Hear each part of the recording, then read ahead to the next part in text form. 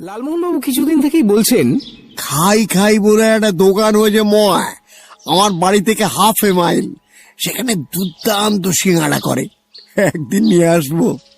আজ সেই সিঙ্গাড়া এসেছে, আর লালমোহনবাবুর কথা যে সত্যি সেটা প্রমাণ হয়ে গেছে। সামনের বৈশাখে আপনার যে বইটা বেরোবে তার ছক্কাটা হয়ে গেছে? ইয়েস স্যার, কম্পুচিয়ায় কম্পমান। এবার দেখবেন প্রখর রুদ্রের হাব ভাব, কায়দা কানুন অনেকটা ফেলু মিত্রের মতো হয়ে আসছে। অর্থাৎ সে আরো প্রখর হয়ে উঠেছে, এই তো? তা তো বটেই। গোয়েন্দার ইমপ্রুভমেন্টের সঙ্গে সঙ্গে তার সৃষ্টিকর্তাও ইমপ্রুভ করেছেন নিশ্চয়ই। এই কবছর সমানে যে আপনার আশেপাশে ঘুর ঘুর করছি, তাতে অনেকটা বেনিফিট যে পাওয়া যাবে সেটা তো আপনি অস্বীকার করতে পারেন না। সেটা মানবো যদি আপনি পরীক্ষায় উত্তীর্ণ হতে পারেন। পরীক্ষা? কি পরীক্ষা? পর্যবেক্ষণ ক্ষমতার পরীক্ষা। বলুন তো, আমার মধ্যে কোনো পরিবর্তন দেখছেন কিনা? আপনি তো গতকালও সকালে এসেছিলেন। আজকের আমি আর গতকালের আমির মধ্যে কোনো তফাৎ দেখছেন কি? লালমোহনবাবু উঠে দাঁড়িয়ে দুপা পিছিয়ে গিয়ে মিনিট খানেক ফেলুদাকে আপাদমস্তক স্টাডি করে বললেন, কই না, নো ডিফারেন্স, কোনো তফাৎ নেই। হলো না, ফেল। অতএব প্রখর রুদ্র ফেল। আপনি আসার 10 মিনিট আগে আমি প্রায় 1 মাস পরে হাত আর পায়ের নখ কেটেছি। কিছু ঈদের চাঁদের মতো হাতের নখ এখনো মেঝেতে পড়ে আছে, ওই দেখুন। ভেরি ওয়েল, এবার আপনি বলুন তো আমার মধ্যে কি চেঞ্জ আপনি লক্ষ্য করছেন? বলবো? বলুন। ফেলুদা চায়ের খালি কাপটা টেবিলে রেখে 4 মিনারের প্যাকেটটা তুলে নিয়ে বলল, নাম্বার 1, আপনি কাল অব্দি লাক্স টয়লেট সোপ ব্যবহার করেছেন। আজ সিনথলের গন্ধ পাচ্ছি, খুব সম্ভবত টিভির বিজ্ঞাপনের চটকের ফলে। ঠিক বলেছেন ময়। Anything else? আপনি পাঞ্জাবির বোতাম সবকটাই লাগিয়ে থাকেন। আজ অনেকদিন পর দেখছি ওপরেরটা খোলা। নতুন পাঞ্জাবিতে বোতাম লাগাতে অনেক সময় বেশ কসরত করতে হয়, ওপরেরটায় সেই কসরতে কোনো ফল হয়নি বলে মনে হচ্ছে। মোক্ষম ধরেছেন। আরো আছে। কি? আপনি রোজ সকালে একটি করে রসুনের কোয়া চিবিয়ে খান, সেটা আপনি ঘরে এলেই বুঝতে পারি। আজ পারছি না। আর বলবেন না মশাই, ভরদ্বাজটা এমন কেয়ারলেস, দিয়েছে কড়া করে ধমক। 86 থেকে রসুন ধরেছে মশাই, সকালে ডেইলি 1 কোয়া। আমার সিস্টেমটাই। জটায়ুর রসুনের গুণকীর্তন কমাতে হলো, কারণ কলিং বেল বেজে উঠেছে। দরজা খুলে দেখি এক ভদ্রলোক। ফেলুদা উঠে দাঁড়ালো। আসুন। আচ্ছা, আপনি তো? আমার নাম প্রদোষ মিত্র। ভদ্রলোক সোফায় বসে বললেন, নমস্কার, আমার নাম শঙ্কর মুন্সি। আমার বাবার নাম হয়তো আপনি শুনে থাকবেন, ডক্টর রাজেন মুন্সি। সাইকিয়াট্রিস্ট? আমি জানতাম যারা মনের ব্যারামের চিকিৎসা করে তাদের বলে সাইকিয়াট্রিস্ট। সেদিন খবরের কাগজে ওর বিষয়ে একটা খবর পড়লাম না, একটা ছবিও তো বেরিয়েছিল। আগে হ্যাঁ, আপনি ঠিকই বলেছেন। গত 40 বছর ধরে উনি একটা ডায়েরি লিখেছেন, যেটা পেঙ্গুইন ছাপছে। আপনি হয়তো জানেন না, বাবার মনোবিজ্ঞানী হিসেবে সুনাম আছে ঠিকই, কিন্তু আরেকটা ব্যাপারেও তিনি ছিলেন অসাধারণ। সেটা হলো শিকার। 25 বছর আগে শিকার ছাড়লেও এই ডায়েরিতে তার শিকারের অভিজ্ঞতার বর্ণনাও আছে। পেঙ্গুইন এখনো লেখাটা পড়েনি। সাইকিয়াট্রিস্ট শিকারীর ডায়েরি শুনেই ছাপার প্রস্তাব দেয়। তবে লেখক হিসেবে যে বাবার সুনাম আছে সেটা তারা জানে। মনোবিজ্ঞান সম্বন্ধে চমৎকার ইংরেজিতে লেখা বাবার অনেক প্রবন্ধই নানান পত্রপত্রিকায় এর আগে বেরিয়েছে। খবরটা কি আপনারাই কাগজে দেন? না, ওটা প্রকাশকের তরফ থেকে বেরোয়। I see. যাই হোক, এবার আসল ব্যাপারটায় আসি। বাবার গর্ব হচ্ছে যে এই ডায়েরিতে তিনি একটিও মিথ্যে কথা লেখেননি। 3 জন লোককে নিয়ে 3টি ঘটনার উল্লেখ আছে ডায়েরিতে, যাদের পুরো নামটা ব্যবহার না করে বাবা নামের প্রথম অক্ষরটা ব্যবহার করেছেন। এই অক্ষর 3টি হল এ, জি আর আর। এরা 3 জনই আজ সমাজের সম্মানিত সাকসেসফুল ব্যক্তি, কিন্তু 3 জনই বেশ অনেককাল আগে 3টি অত্যন্ত গর্হিত কাজ করেন, এবং 3 জনই নানান ফিকিরে আইনের হাত থেকে রেহাই পান। যদিও পুরো নাম ব্যবহার না করার দরুন বাবা আইনের হাত থেকে সম্পূর্ণ নিরাপদ, তবুও প্রকাশকের কাছ থেকে অফারটা পাওয়ার পর বাবা 3 জনকেই ব্যাপারটা বলেন। এ আর জি প্রথমে আপত্তি তোলে, তারপর বাবা বুঝিয়ে বলার পর খানিকটা অনিচ্ছা সত্ত্বেও রাজি হয়। আর নাকি কোন রকম আপত্তি তোলেনি। গতকাল দুপুরে খেতে বসেছি, এমন সময় চাকর এসে বাবাকে একটা চিঠি দেয়। সেটা পড়ে বাবার মুখ গম্ভীর হয়ে যায়। কারণ জিজ্ঞেস করাতে বাবার মুখে প্রথম এ, জি আর আর এর বিষয় শুনি। আগে কিছুই জানতাম না। কেন? মিস্টার মিত্র, বাবা লোকটা একটু পিকিউলিয়ার। উনি পেশা আর পেশেন্ট ছাড়া আর কিছুই জানেন না। আমি, মা, সংসার এসব সম্পর্কে বাবা সম্পূর্ণ উদাসীন। মা মানে আমার বিমাতা, স্টেপ মাদার। আমার যখন 3 বছর বয়স তখন আমার মা মারা যান। তার 2 বছর পরে বাবা আবার বিয়ে করেন। এই নতুন মা যে আমাকে খুব কাছে টেনে নিয়েছিলেন তা বলতে পারি না। আমাদের বাড়ির এক অনেক দিনের পুরনো চাকর আমার দেখাশোনা করত। সেই ব্যবধান এখনো রয়ে গেছে। যদিও এটা বলবো যে বাবার স্নেহ যেমন পাইনি, তেমনি তার শাসনও ভোগ করিনি। এবং তার ডায়েরিও পড়েননি? না, শুধু আমি না, কেউই পড়েনি। আসল প্রসঙ্গ থেকে আমরা একটু দূরে সরে এসেছি। ওই চিঠি কি এই 3 জনের একজন লিখেছেন? ইয়েস, এই দেখুন। শঙ্করবাবু একটা খাম বের করে ফেলুদাকে দিলেন। তা থেকে যে চিঠিটা বেরোলো সেটা ফেলুদার পেছনে দাঁড়িয়ে আমি আর লালমোহন বাবুও পড়লাম। প্রথমেই তলায় দেখলাম এ, তার উপর লেখা I take back my word. Diary ছাপতে হলে আমার অংশ বাদ দিয়ে ছাপতে হবে। এটা অনুরোধ নয়, আদেশ। অমান্য করলে তার ফল ভোগ করতে হবে। একটা প্রশ্ন আছে, এই 3 ব্যক্তির অপরাধের কথা আপনার বাবা জানলেন কি করে? সেও খুব ইন্টারেস্টিং ব্যাপার। কৌশলে আইনের কবল থেকে মুক্তি পেয়ে এ, জি আর আর মনে কিন্তু শান্তি পায়নি। গভীর অনুশোচনা, শেষটায় ঘটনাচক্রে ধরা পড়ে যাওয়ার ভয়, এসব ক্রমে মানসিক ব্যারামে দাঁড়ায়। বাবার তখনই বেশ নামডাক। এরা 3 জনই বাবার কাছে আসে চিকিৎসার জন্য। সাইকিয়াট্রিস্টের কাছে তো আর কিছু লুকোনো চলে না। সব প্রশ্নের সঠিক জবাব না দিলে চিকিৎসাই হবে না। এইভাবে বাবা এদের ঘটনাগুলো জানতে পারেন। হুমকি কি শুধু এই দিয়েছে? এখন পর্যন্ত তাই, তবে জি সম্বন্ধেও বাবার সংশয় আছে। এই 3 জনের অপরাধ কি তা আপনি জানেন? না, শুধু তাই না, এদের আসল নাম, এখন এরা কি করছে, এসব কিছুই বলেননি বাবা। তবে আপনাকে নিশ্চয়ই বলবেন। উনি কি আমার খোঁজ করছেন? সেই জন্যই তো আশা। বাবা ওর এক পেশেন্টের কাছ থেকে আপনার নাম শুনেছেন। আমাকে জিজ্ঞেস করতে আমি বললাম, গোয়েন্দা হিসেবে আপনার যথেষ্ট খ্যাতি আছে। তাতে বাবা বললেন, মানুষের মনের চাবিকাঠি হাতে না থাকলে ভালো গোয়েন্দা হওয়া যায় না। ওকে একটা কল দিতে পারলে ভালো হতো। এসব হুমকি টুমকিতে বড্ড শান্তি ভঙ্গ হয়, ফলে কাজের ব্যাঘাত ঘটে। সেটা আমি একেবারেই চাই না। আমি তখনই বাবাকে জিজ্ঞেস করি, আপনাকে কখন আসতে বলবো? বাবা বলেন, রবিবার সকাল 10টা। এখন আপনি যদি... বেশ, তো আমার দিক থেকে আপত্তি করার তো কোনো কারণই নেই। বেশ, তাহলে সে কথাই রইল। রবিবার সকাল 10টা, নাম্বার 7 সুইনো স্ট্রিট। নমস্কার।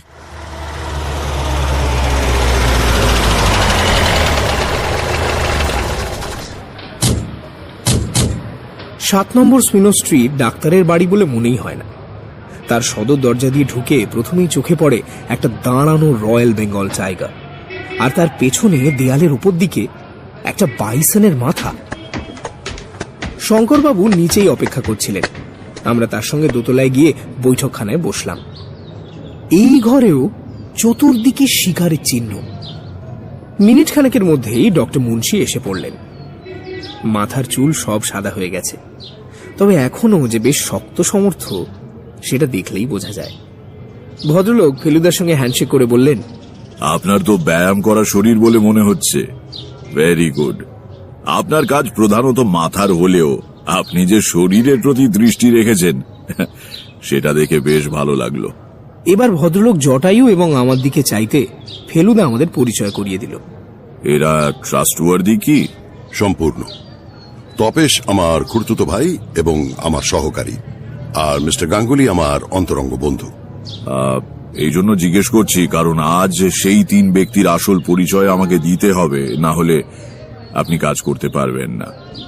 এই পরিচয় শুধু আপনারা 3 জনই জানবেন, আর কেউ জানে না, আর কাউকে বলিও নি। আপনি নির্ভয় বলতে পারেন ডাক্তার মুন্সি, আমি অন্তত কাউকে বলবো না। Very well. তাহলে বলুন কি করতে পারি? হুমকির চিঠির কথা আপনার ছেলে বলেছেন।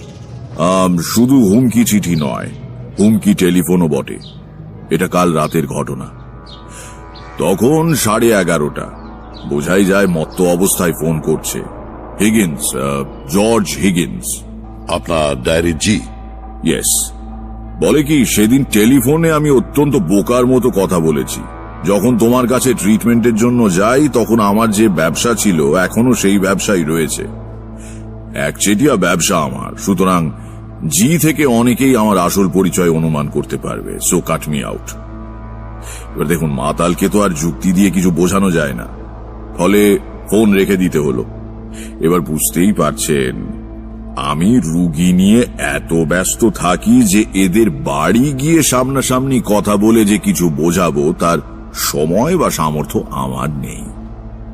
এই কাজের ভারটা আমি আপনাকে দিতে চাই, এ এবং জি। আর কে নিয়ে চিন্তার কারণ নেই, কারণ তার সঙ্গে কথা বলে জেনেছি যে নামের আদ্যক্ষর থেকে তাকে কেউ চিনে ফেলবে এই আশঙ্কা তার নেই। কিন্তু এই তিনজনের আসল পরিচয়টা? কাগজ পেন্সিল আছে? আমি পকেট থেকে নোটবুক আর ডট পেন বার করলাম। লিখুন, এ হলো অরুণ সেনগুপ্ত, ম্যাকনিল কোম্পানির জেনারেল ম্যানেজার, রোটারি ক্লাবের ভাইস প্রেসিডেন্ট, বাসস্থান 11 নম্বর রোল্যান্ড রোড। ফোন নাম্বার ডিরেক্টরিতে দেখে নেবেন। এবার লিখুন, জি হলো জর্জ হিগিন্স, টেলিভিশনের জন্য বিদেশে জানোয়ার চালান দেবার ব্যবসা এর। বাড়ির নম্বর 90 রিপন স্ট্রিট। রাস্তার নাম থেকে বুঝতে পারবেন উনি পুরো সাহেব নন, অ্যাংলো ইন্ডিয়ান। তৃতীয় ব্যক্তির আসল পরিচয় প্রয়োজন হলে দেব, নচেত নয়। এদের অপরাধগুলো? শুনুন, আমার পাণ্ডুলিপি আজ আপনি নিয়ে যাবেন। মন দিয়ে পড়ে আপনার বুদ্ধি বিবেচনা প্রয়োগ করে আমাকে বলবেন এতে আপত্তিকর কিছু আছে কিনা, যার ফলে বইটা বাজারে বেরোলে আমার ক্ষতি হয়ে যেতে পারে। ঠিক আছে, তাহলে ফেলুদাকে থামতে হলো, কারণ ঘরে 3 জন লোকের প্রবেশ ঘটেছে। ডক্টর মুন্সি তাদের দিকে দেখিয়ে বললেন, আপনি আসছেন শুনে এরা সকলেই আপনাকে দেখার ইচ্ছে প্রকাশ করেছেন। আমার স্ত্রী ছাড়া এই কজন এবং আমার ছেলেই এখন আমার বাড়ির বাসিন্দা। আলাপ করিয়ে দিই, এ হচ্ছে সুখময়, আমার সেক্রেটারি। একজন চশমা পরা বছর 40 ভদ্রলোকের দিকে দেখালেন ডক্টর মুন্সি। আর ইনি হচ্ছেন আমার শ্যালক, চন্দ্রনাথ। এর বয়স 50-এর কাছাকাছি। দেখে কেন জানি মনে হয় ইনি বিশেষ কিছু করেন টরেন না, এ বাড়িতে আশ্রিত হয়ে রয়েছেন। আর ইনি আমার পেশেন্ট রাধাকান্ত মল্লিক, এর চিকিৎসা শেষ না হওয়া পর্যন্ত এখানেই আছেন। একে দেখে মনে হয় এর অসুখ এখনো সারেনি। হাত কচলাচ্ছেন, চোখ পিটপিট করছেন, একটানা সুস্থির হয়ে দাঁড়িয়ে থাকতে পারছেন না। বয়স আন্দাজ 40-45। পরিচয়ের পরে একমাত্র সুখময় বাবু ছাড়া আর সকলেই চলে গেলেন। ডক্টর মুন্সি তার সেক্রেটারির দিকে ফিরে বললেন, সুখময়, যাও আমার লেখাটা এনে প্রদোষবাবুকে দাও। ভদ্রলোক 2 মিনিটের মধ্যে একটা বড় মোটা খাম এনে ফেলুদাকে দিলেন। ওর কিন্তু আর কোনো কপি নেই, পাবলিশারকে দেবার আগে ওটা সুখময় টাইপ করে দেবে। আপনি কোনো চিন্তা করবেন না, আমি এটার মূল্য খুব ভালোভাবেই জানি। আমরা উঠে পড়লাম। শঙ্করবাবু পাশের ঘরেই অপেক্ষা করছিলেন। এবার এসে আমাদের সদর দরজা অবধি পৌঁছে দিলেন। তারপর লালমোহনবাবু সবুজ অ্যাম্বাসেডরে চড়ে আমরা বাড়িমুখ রওনা দিলাম। ময়, একটা রিকোয়েস্ট আছে। কি? আপনার পড়া হলে পর আমি 2 দিনের জন্য পাণ্ডুলিপিটা নেব। এটা রিফিউজ করবেন না প্লিজ। আপনার না পড়লেই নয়? না পড়লেই নয়, বিশেষ করে শিকার কাহিনী পড়তে যে আমার দুর্দান্ত লাগে সেটা তো আপনি জানেন। বেশ, দেব। আর 2 দিন নয়, আপনি যে সকালে নেবেন তার পরের দিন সকালেই ফেরত দিতে হবে। তার মধ্যে শিকারের অংশ আপনার নিশ্চয়ই পড়া হয়ে যাবে, কারণ 1965-র পর তো আর ভদ্রলোক শিকার করেননি। ডক্টর মুন্সির হাতের লেখা বেশ পরিষ্কার হলেও 375 পাতার পাণ্ডুলিপিটা পড়তে ফেলুদার লাগলো 3 দিন। এত সময় লাগার একটা কারণ অবশ্য এই যে ফেলুদা পড়ার ফাঁকে ফাঁকে অনেক কিছু নিজের খাতায় নোট করে নিচ্ছিল। 3 দিন পর রবিবার সকালে যথারীতি জটায়ু এসে হাজির। প্রথম প্রশ্নই হলো, কি স্যার হলো? হয়েছে। আপনি কি সিদ্ধান্তে এলেন শুনে? এই ডায়েরি নির্ভয়ে ছাপার যোগ্য? সম্পূর্ণ। তবে তাতে হুমকি বন্ধ করা যায় না। এই 3 জনের একজনও যদি ধরে বসে থাকে যে নামের আদ্যক্ষর থেকেই লোকে বুঝে ফেলবে কার কথা বলা হচ্ছে, তাহলে সে এ বই ছাপা বন্ধ করার জন্য কি যে না করতে পারে তা ঠিক নেই। Even murder? তা তো বটেই। একজনের কথাই ধরা যাক, এ অরুণ সেনগুপ্ত। পূর্ববঙ্গের এক জমিদার বংশের ছেলে। যুবা বয়সে ছিলেন এক ব্যাংকের মধ্যপদস্থ কর্মচারী, কিন্তু রক্তের মধ্যে ছিল চূড়ান্ত শৌখিনতা। ফলে প্রতি মাসেই আয়ের চেয়ে ব্যয় বেশি। শেষে কাবুলিওয়ালার শরণাপন্ন হওয়া। এই ফাঁকে বলে রাখি, ফেলুদা একবার বলেছিল, আজকাল আর দেখা যায় না বটে, কিন্তু বছর 20 আগেও রাস্তার মোড়ে মোড়ে দেখা যেত লাঠি হাতে কাবুলিওয়ালা দাঁড়িয়ে আছে। এদের ব্যবসা ছিল মোটা সুদে টাকা ধার দেওয়া। ফেলুদা বলে চলল, একটা সময় আসে যখন দেনার অঙ্কটা এমন ফুলে ফেপে ওঠে যে মরিয়া হয়ে অরুণ সেনগুপ্তকে ব্যাংকের তহবিল থেকে 40,000 টাকা চুরি করতে হয়। কিন্তু সেটা সে এমন কৌশলে করে যে দোষটা গিয়ে পড়ে একজন নির্দোষ কর্মচারীর উপর। ফলে সে বেচারিকে জেল খাটতে হয়। বুঝেছি। তারপর অনুশোচনা, তারপর মাথার ব্যারাম, তারপর মনোবিজ্ঞানী। কিন্তু ভদ্রলোক যে এখন একেবারে সমাজের উপরতলায় বাস করছেন, তার মানে মুন্সির চিকিৎসায় কাজ দিয়েছিল। তা তো বটেই। সে কথা মুন্সি তার ডায়েরিতে লিখেওছেন, যদিও তারপরে আর কিছু লেখেননি। কিন্তু আমরা বেশ অনুমান করতে পারি যে এই ঘটনার পর সেনগুপ্ত নিশ্চয়ই তার জীবনের ধারা পাল্টে ফেলে 30 বছর ধরে ধীরে ধীরে ধাপে ধাপে ওপরে উঠে আজকের অবস্থায় পৌঁছেছেন। বুঝতেই পারেন, সেখান থেকে আবার পিছলে পড়ার আশঙ্কা যদি দেখা দেয়, যতই অমূলক হোক, তাহলে সেনগুপ্ত সাহেব মাথা ঠিক রাখেন কি করে? বুঝলাম। আর অন্য দুজন? আর ব্যক্তি সম্বন্ধে চিন্তার কোনো কারণ নেই, সে তো সেদিনই মুন্সির মুখেই শুনলেন। এর আসল নামটা উনি বলেননি, তাই আমিও বলতে পারছি না। ইনি এককালে একটা লোককে গাড়ি চাপা দিয়ে মারেন, তারপর এদিকে ওদিকে মোটা ঘুষ দিয়ে আইনের হাত থেকে নিজেকে বাঁচান। ইনিও ডক্টর মুন্সির হাতে নিজেকে সমর্পণ করে বিবেক যন্ত্রণা থেকে রেহাই পান। ইন্টারেস্টিং হলো জির ঘটনা। কিরকম? ইনি যে ফিরিঙ্গি সে তো জানেন, আর এর ব্যবসার কথাও জানেন। 90 নম্বর রিপন স্ট্রিটে একটা বড় দোতলা বাড়িতে থাকতেন জর্জ হিগিন্স। 1960-এ এক সুইডিশ ফিল্ম পরিচালক কলকাতায় আসেন ভারতবর্ষের ব্যাকগ্রাউন্ডে একটা ছবি করবেন বলে। তার গল্পের জন্য একটা লেপার্ডের প্রয়োজন ছিল। ইনি হিগিন্সের খবর পেয়ে তার সঙ্গে দেখা করেন। হিগিন্সের একটা লেপার্ড ছিল বটে, কিন্তু সেটা রপ্তানির জন্য নয়, সেটা তার পোষা। অনেক টাকা দিয়ে সুইডিশ পরিচালক 1 মাসের জন্য লেপার্ডটাকে ভাড়া করেন। কথা ছিল 1 মাস পরে তিনি অক্ষত অবস্থায় ফেরত দেবেন। আসলে ফিল্ম পরিচালক মিথ্যে কথা বলেন, কারণ তার গল্পে ছিল গ্রামবাসীরা সবাই মিলে লেপার্ডটাকে মেরে ফেলে। 1 মাস পরে পরিচালক এসে হিগিন্সকে আসল ঘটনা বলে। হিগিন্স প্রচন্ড রেগে কাণ্ড জ্ঞান হারিয়ে তখনই পরিচালকের টুটি টিপে তাকে মেরে ফেলে। পর মুহূর্তে রাগ চলে গিয়ে তার জায়গায় আসে আতঙ্ক। কিন্তু সেই অবস্থাতেও পুলিশের চোখে ধুলো দেবার ফন্দি হিগিন্স বার করে। সে প্রথমে ছুরি দিয়ে মৃত পরিচালকের সর্বাঙ্গ ক্ষত চিহ্নে ভরিয়ে দেয়। তারপর তার কালেকশনের একটা হিংস্র বন বেড়ালকে খাঁচার দরজা খুলে বার করে সেটাকে গুলি করে মারে। ফলে ব্যাপারটা দাঁড়ায়, খাঁচা ছাড়া বন বেড়াল পরিচালককে হত্যা করে এবং বন বেড়ালকে হত্যা করে হিগিন্স। ফিকিরটা কাজে দেয়, হিগিন্স আইনের হাত থেকে বাঁচে। কিন্তু তারপর 1 মাস ধরে ক্রমাগত স্বপ্নে নিজেকে ফাঁসি কাটে ঝুলতে দেখে অগত্যা মুন্সির চেম্বারে গিয়ে হাজির হয়। তাহলে এখন কিং কর্তব্য? 2টো কর্তব্য। 1 হলো পাণ্ডুলিপিটা আপনাকে দেওয়া, আর 2 একে একটা টেলিফোন করা। জটায়ু হাসি মুখে ফেলুদার হাত থেকে পাণ্ডুলিপি ভরা মোটা খামটা নিয়ে বললেন, তা ফোন করবেন কি অ্যাপয়েন্টমেন্ট করার জন্য? ন্যাচুরালি, আর দেরি করার কোনো মানে হয় না। তবে এ সেনগুপ্ত 11 রোল্যান্ড রোড, নম্বরটা বার করতো। আমি ডিরেক্টরিটা হাতে নিতেই ফোনটা বেজে উঠল। আমি ধরলাম, ডক্টর মুন্সি। ফেলুদাকে বলতেই ও আমার হাত থেকে ফোনটা ছিনিয়ে নিল। ব্যাপার আর কিছুই নয়, সেনগুপ্ত আরেকটা হুমকি চিঠি দিয়েছেন। তাতে কি বলা হয়েছে সেটা ফেলুদা তার খাতায় লিখে নিল। তারপর ফেলুদা তার শেষ কথাটা বলে ফোনটা রেখে দিল। সেনগুপ্তর দ্বিতীয় হুমকিটা হচ্ছে এই: 7 দিন সময়, তার মধ্যে কলকাতার প্রত্যেক বাংলা ও ইংরেজি কাগজে বিজ্ঞপ্তি দেখতে চাই যে অনিবার্য কারণে ডায়েরি ছাপা সম্ভব হচ্ছে না। 7 দিন, তারপরে আর হুমকি নয়, কাজ।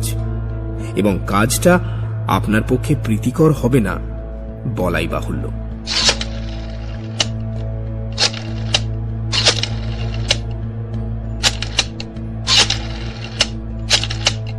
আমি সেনগুপ্তর ফোন নাম্বারটা বের করে ডায়াল করে একেবারেই লাইন পেয়ে গেলাম।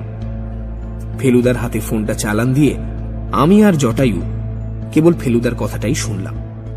সেটা শুনে যা দাঁড়ালো তা হলো এই: হ্যালো, মিস্টার সেনগুপ্তর সঙ্গে একটু কথা বলতে পারি কি? অরুণ সেনগুপ্ত। ও মিস্টার সেনগুপ্ত, আমার নাম প্রদোষ মিত্র। হ্যাঁ, ঠিকই ধরেছেন। আমায় একদিন 5 মিনিট সময় দিতে পারেন? তাই বুঝি? আশ্চর্য তো, কি ব্যাপার? তা পারি বই কি। কটায় গেলে আপনার সুবিধে? ঠিক আছে, তাই কথা রইল। ভাবতে পারিস ভদ্রলোক নাকি আর 5 মিনিটের মধ্যেই আমাকে ফোন করতেন। সে কি মশাই? কেন কেন? সেটা ফোনে বললেন না, সামনে বলবেন। কখন অ্যাপয়েন্টমেন্ট? আধ ঘন্টা বাদে। নাম্বার 11 রোল্যান্ড রোড, সাহেবী আমলের দোতলা বাড়ি। দরজার বেল টিপতে একজন ইউনিফর্ম পরা বেয়ারার আবির্ভাব হলো। সে কার্পেট ঢাকা কাঠের সিঁড়ি দিয়ে আমাদের দোতলায় নিয়ে গিয়ে বৈঠকখানায় বসালো। মিনিট দুয়েকের মধ্যেই মিস্টার সেনগুপ্ত প্রবেশ করলেন। বাড়ির সঙ্গে মানানসই সাহেবী মেজাজ, পরনে ড্রেসিং গাউন, পায়ে বেডরুম স্লিপার, হাতে চুরুট। পরিচয় পর্ব শেষ হলে পর ভদ্রলোক জিজ্ঞেস করলেন, আপনারা ড্রিঙ্ক করেন? আগে না। তা আমি যদি বিয়ার খাই আশা করি আপনারা মাইন্ড করবেন না। মোটেই না। ভদ্রলোক বেয়ারাকে ডেকে নিজের জন্য বিয়ার আর আমাদের 3 জনের জন্য চায়ের অর্ডার দিয়ে ফেলুদার দিকে দৃষ্টি দিলেন। ফেলুদা বলল, আপনি আমাকে কেন ফোন করতে যাচ্ছিলেন সেটা আগে বলতে আপনার কোনো আপত্তি আছে? তারপর আমার দিকটা বলবো। বেশ তো। জেপি চাওলার নাম শুনেছেন? ব্যবসাদার গুরুপ্রসাদ চাওলা, যার নামে চাওলা ম্যানশনস। হ্যাঁ তার এক নাতি তো হ্যাঁ, মিসিং, সম্ভবত কিডন্যাপড। কাগজে দেখছিলাম বটে। গুরুপ্রসাদ আমার অনেক দিনের বন্ধু। পুলিশ তদন্ত করছে বটে, কিন্তু আমি ওকে আপনার নাম সাজেস্ট করি। ভুলু শেহানবিশের কাছে আপনার খুব সুখ্যাতি শুনেছি। হ্যাঁ, একটা ব্যাপারে ওকে আমি হেল্প করি। তাহলে চাওলাকে কি বলবো? মিস্টার সেনগুপ্ত, দুঃখের বিষয় আমি অলরেডি একটা কেস হাতে নিয়ে ফেলেছি। I C. আর সেই ব্যাপারেই আমি আপনার কাছে এসেছি। কি ব্যাপারে শুনি? আমি ডক্টর মুন্সির কাছ থেকে আসছি। হোয়াট? ভদ্রলোক সোফা থেকে প্রায় লাফিয়ে উঠলেন। মুন্সি আপনাকে আমার পরিচয় দিয়ে দিয়েছে? তার মানে তো আর কদিনে রাজ্যে শুধু লোক জেনে যাবে মুন্সি ডায়েরির এই ব্যক্তিটি আসলে কে। মিস্টার সেনগুপ্ত, আমি অত্যন্ত সাবধানী লোক। গোপন ব্যাপার কি করে গোপন রাখতে হয় তা আমি জানি। আমার উপর আপনি সম্পূর্ণ ভরসা রাখতে পারেন। তবে আপনি যদি ঘন ঘন ডক্টর মুন্সিকে হুমকি চিঠি দেন, তার ফল কি হবে সেটা আমি জানি। আমি হুমকি চিঠি দেব না কেন? আপনি ডায়েরিটা পড়েছেন? পড়েছি। আপনার কি মনে হয়েছে? 30 বছরের পুরনো ঘটনা, এর মধ্যে অন্তত 105 ব্যাংকে তহবিল তছরূপ হয়েছে। যারা এই কাজ করেছে হয়তো তাদের অনেকেরই নামের প্রথম অক্ষর এ। সুতরাং আপনার ভয় সম্পূর্ণ অমূলক। মুন্সি কি ব্যাংকের নাম করেছে? না। আমার ব্যাংকে 2 জন উচ্চপদস্থ কর্মচারী ছিল যারা চুরির ব্যাপারে আমাকে সন্দেহ করে। কারণ ঠেকায় পড়ে আমি 2 জনের কাছে টাকা ধার চেয়েছিলাম। 2 জনেই অবশ্যই রিফিউজ করে। মিস্টার সেনগুপ্ত, আমি আবার বলছি, আপনার ভয়ের কোনো কারণ নেই। আর এই ধরনের চিঠি দিয়ে আপনার লাভটা কি হচ্ছে? ডক্টর মুন্সি আইনের দিক থেকে সম্পূর্ণ নিরাপদ, অর্থাৎ আপনি কোনো লিগ্যাল স্টেপ নিতে পারছেন না। তাহলে কি আপনি আইনের বাইরে কোনো রাস্তা ভাবছেন? আমার বিপদের আশঙ্কা দেখলে আমি আইন টাইন মানব না মিস্টার মিত্তির। আমার অতীতের ইতিহাস থেকেই আপনি বুঝছেন যে প্রয়োজনে বেপরোয়া কাজ করতে আমি দ্বিধা করি না। তখনকার আপনি আর এখনকার আপনি কি এক? আজ আপনি সমাজে সম্মানিত ব্যক্তি, এই অবস্থায় আপনি এমন একটা ঝুঁকি নেবেন? মিস্টার সেনগুপ্ত মিনিট খানেক কিছু না বলে বিয়ার খেলেন।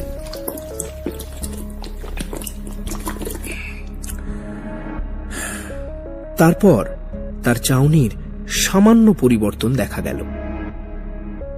তিনি একটা দীর্ঘশ্বাস ফেলে এক চুমুকে বাকি বিয়ারটা শেষ করে গ্লাসটা টেবিলে রেখে বললেন, ঠিক আছে, damn it, let him go ahead. আপনি তাহলে হুমকির ব্যাপারে ইতি দিচ্ছেন? ইয়েস ইয়েস ইয়েস, তবে বিপদের বিন্দুমাত্র আশঙ্কা দেখলেই কিন্তু। আর বলতে হবে না, বুঝেছি।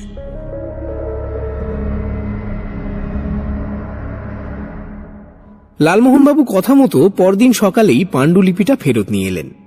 ফেলুদা বলল, এখন আর চা খাওয়া হবে না, কারণ আধ ঘন্টার মধ্যেই জি এর সঙ্গে appointment.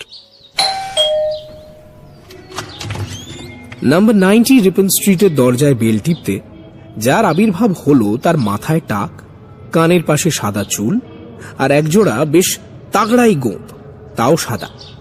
Mr. Mitter, I am George Higgins. তিনজনের সঙ্গে হ্যান্ডশেক করার পর হিগিন্স আমাদের দোতলায় নিয়ে চলল। গেট দিয়ে বাড়িতে ঢুকেই দুটো বেশ বড় খাঁচা দেখেছি, তার একটায় বাঘ, অন্যটায় হায়না। দোতলায় উঠে বাঁয়ে একটা ঘরের পাশ দিয়ে যাওয়ার সময় দেখলাম তাতে গোটা 5 কোয়ালা বেয়ার বসে আছে মেঝেতে। বসবার ঘরে পৌঁছে সোফায় বসে হিগিন্স ফেলুদাকে প্রশ্ন করল, You are a detective? Yes, a private one. বাকি কথা ইংরেজিতেই হলো, যদিও হিগিন্স মাঝে মাঝে হিন্দিও বলে ফেলছিলেন, বিশেষ করে কারুর উদ্দেশ্যে গালাগাল দেবার সময়। অনেকের উপরেই ভদ্রলোকের রাগ, যদিও কারণটা বোঝা গেল না। অবশেষে বললেন, মুন্সি তাহলে এখনো প্র্যাকটিস করে। সে আমার বিপদের সময় অনেক উপকার করেছিল। তাহলে আর আপনি তাকে শাসাচ্ছেন কেন? হিগিন্স একটুক্ষণ চুপ করে থেকে বলল, সেটার কারণ হচ্ছে সেদিন রাত্রে I was a little drunk. তবে মানুষের কি ভয় করে না? আমার বাবা কি ছিলেন জানো? Station master. আর আমি নিজের চেষ্টায় আজ কোথায় এসে পৌঁছেছি দেখো। এ আমার একচেটিয়া ব্যবসা। মুন্সির ডায়েরি ছাপা হলে যদি আমাকে কেউ চিনে ফেলে, তাহলে আমার আর আমার ব্যবসার কি দশা হবে ভাবতে পারো? ফেলুদাকে আবার বোঝাতে হলো যে হিগিন্স আইন বাঁচিয়ে কিছুই করতে পারবেন না, তাকে আবার বেঁকা রাস্তায় যেতে হবে। বেশ জোরের সঙ্গে জিজ্ঞেস করলো ফেলুদা, সেটাই কি তুমি চাইছো? তাতে কি তোমার প্রেস্টিজ আরো বেশি বিপন্ন হবে না?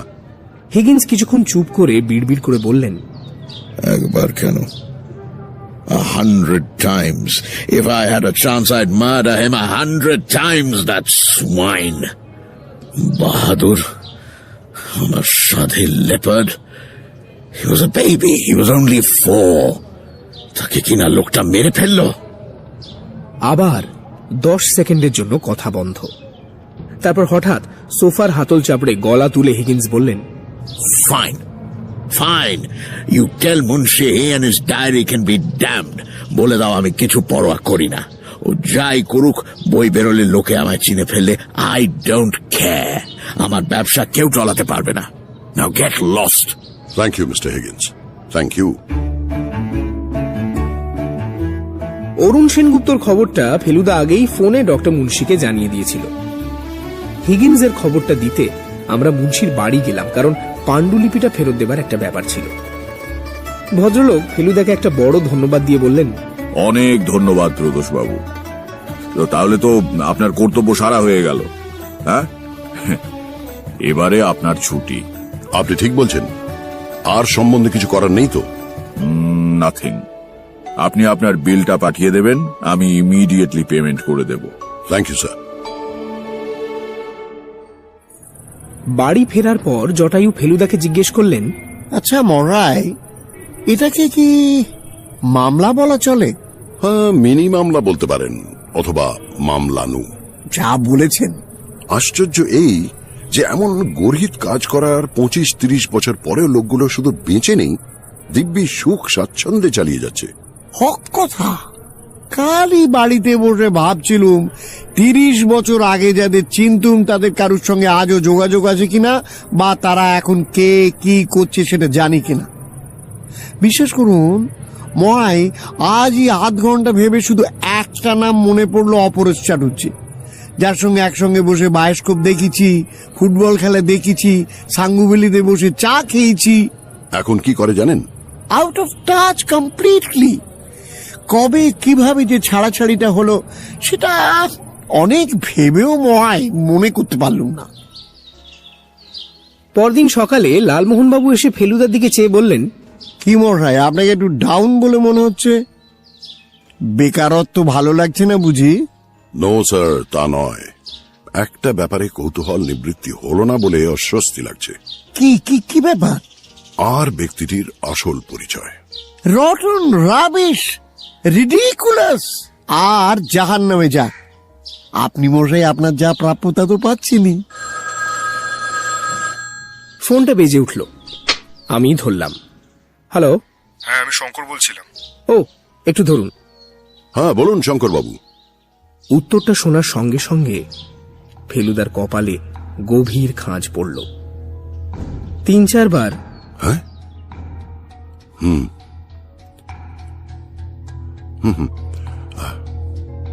বলেই ফেলুদা ফোনটা রেখে দিয়ে বলল, সাংঘাতিক খবর। ডক্টর মুন্সি খুন হয়েছেন, আর সেই সঙ্গে ডায়রিও উধাও। বলেন কি? ভেবেছিলাম শেষ, আসলে এই সবে শুরু। আমরা আর এক মুহূর্ত অপেক্ষা না করে লালমোহনবাবুর গাড়িতে বেরিয়ে পড়লাম।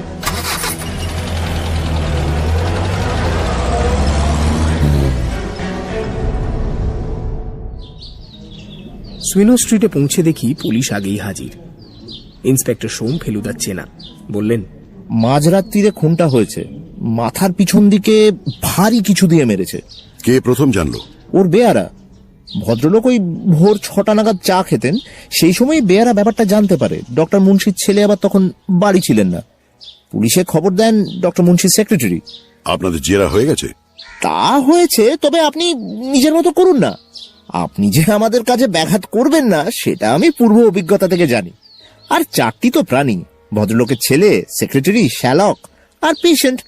অবশ্য মিসেস মুন্সি আছেন, তাকে কিছু জিজ্ঞেস করিনি এখনো। আমরা 3 জন শঙ্করবাবুর সঙ্গে দোতলায় রওনা দিলাম। সিঁড়ি ওঠার সময় ভদ্রলোক একটা দীর্ঘ নিঃশ্বাস ফেলে বললেন, অনেক কিছুই আশঙ্কা করেছিলাম, কিন্তু এটা করিনি। ডক্টর মুন্সির ঘরে পৌঁছে ফেলুদা বলল, আপনি যখন রয়েছেন তখন আপনাকে দিয়েই শুরু করি। বেশ, তো কি জানতে চান বলুন। আমরা সকলে বসলাম। ফেলুদা জেরা আরম্ভ করল। আপনার ঘর কি দোতলায়? হ্যাঁ, আমারটা উত্তর প্রান্তে আর বাবারটা দক্ষিণ প্রান্তে। আপনি আজ সকালে বেরিয়েছিলেন? হ্যাঁ। কোথায়? আমাদের ডাক্তারের ফোন খারাপ, উনি রোজ ভোরে লেকের ধারে হাঁটেন, তাই ওকে ধরতে গিয়েছিলাম। কদিন থেকেই মাথাটা ভার ভার লাগছে, মনে হচ্ছিল প্রেশারটা হয়তো বেড়েছে। প্রেশার কি আপনার বাবা দেখে দিতে পারতেন না? এটা বাবার আরেকটা পিকিউলিয়ারিটির উদাহরণ। উনি বলেই দিয়েছিলেন আমাদের বাড়ির সাধারণ চিকিৎসা উনি করবেন না, সেটা করেন doctor Pranab Kar. I see. একটা কথা আপনাকে বলি শঙ্করবাবু, আপনি যে বলেছিলেন ডক্টর মুন্সি আপনার সম্বন্ধে উদাসীন, ডায়েরি পড়ে কিন্তু সেরকম মনে হয় না। ডায়েরিতে অনেকবার আপনার নাম উল্লেখ আছে। Very surprising. আপনার ডায়েরিটা পড়ার ইচ্ছে হয় না? অত বড় হাতে লেখা ম্যানুস্ক্রিপ্ট পড়ার ধৈর্য আমার নেই মিস্টার মিত্তির। এটা অবশ্য আশা করা যায় যে আপনার বিষয়ে যেটা সত্যি সেটাই উনি লিখেছেন। বাবার দৃষ্টিতে যেটা সত্যি বলে মনে হয়েছে উনি লিখেছেন, সেই দৃষ্টির সঙ্গে আর 5 জনের দৃষ্টি তো নাও মিলতে পারে। আমার বলার ইচ্ছে এই যে বাবা আমাকে চিনলেন কি করে? তিনি তো সর্বক্ষণ রুগী নিয়েই পড়ে থাকতেন।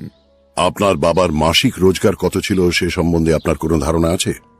সঠিক নেই, তবে উনি যেভাবে খরচ করতেন তাতে মনে হয় 30-35 হাজার হওয়া কিছুই আশ্চর্য নয়। উনি যে উইল করে গিয়েছিলেন সেটা আপনি জানেন? না। গত বছর 1 ডিসেম্বর ওর সঞ্চয়ের একটা অংশ ব্যবহার হবে মনোবিজ্ঞানের উন্নতিকল্পে। I C. আর আপনার প্রতি উদাসীন হওয়া সত্ত্বেও আপনি কিন্তু বাদ পড়েননি। I see. এই খুনের ব্যাপারে আপনি কোনো আলোকপাত করতে পারেন? একেবারেই না, এটা সম্পূর্ণ অপ্রত্যাশিত। আর ডায়েরিটা যে লোপাট হলো? সেটা ওই 3 জনের একজন লোক লাগিয়ে করাতে পারে। বাবার পেশেন্ট হিসেবে এরা বাড়িতে এসেছে। বাবা যে ঘরে রুগী দেখেন তার পাশেই তো অফিস ঘর, সেখানেই থাকতো বাবার লেখাটা। আপনাদের সদর দরজা রাত্রে বন্ধ থাকে নিশ্চয়ই? হ্যাঁ, তবে বাড়ির দক্ষিণ পশ্চিম কোণে জমাদার ওঠার জন্য একটা ঘোরানো সিঁড়ি আছে। ঠিক আছে, থ্যাংক ইউ। আপনি এবার যদি সুখময় বাবুকে একটু পাঠিয়ে দিতে পারেন।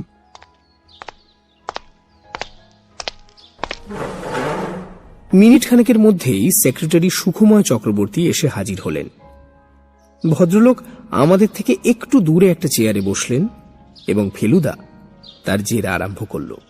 আমি প্রথমেই জানতে চাই, পাণ্ডুলিপিটা যে চুরি হলো সেটা কি বাইরে পড়ে থাকতো? না, দেরাজে। তবে দেরাজে চাবি থাকতো না। তার কারণ আমি বা ডক্টর মুন্সি কেউই ভাবতে পারিনি যে সেটা এইভাবে চুরি হতে পারে। এটা যে আর দেরাজে নেই সেটা কখন কিভাবে জানলেন?